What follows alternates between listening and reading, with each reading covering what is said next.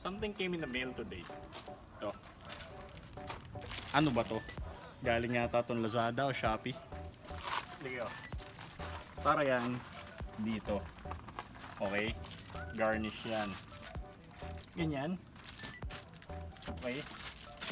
Linisin muna natin yung surface na pagkakabitan natin dahil naka double sided tape yan. Ang kotse naman yung nilagay ng double sided tape. So, we're good.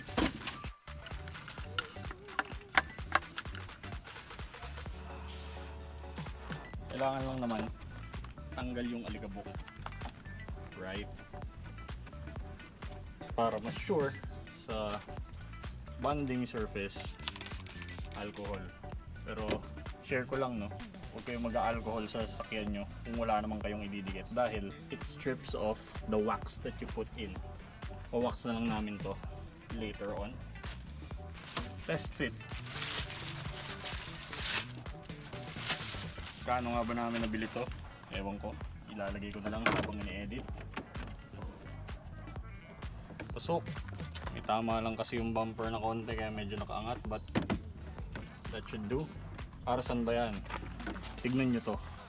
Naglagay kami ng transparent na tape to avoid scratches kasi bare paint yan, chong. Pag nagasgas yan, magsisimulan ng kalawang. So, pasensya na kayo sa mga kalat.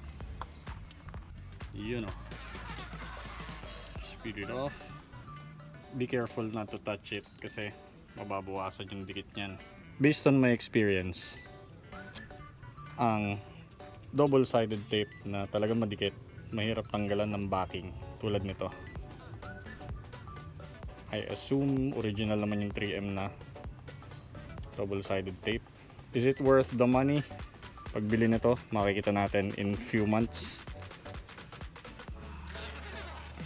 Makikita natin in few months kung tatagal ba siya for what it's intended to do.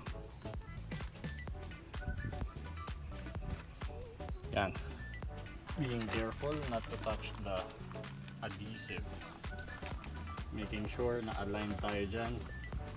You know yung indentation na yan. Match dito. Then we should be good.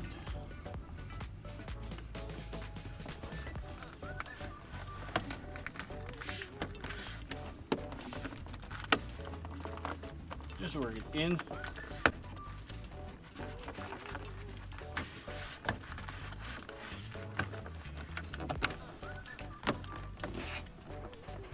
Yeah. The fitment could be a little bit better pero for as long as hindi naman na siya gumagalaw.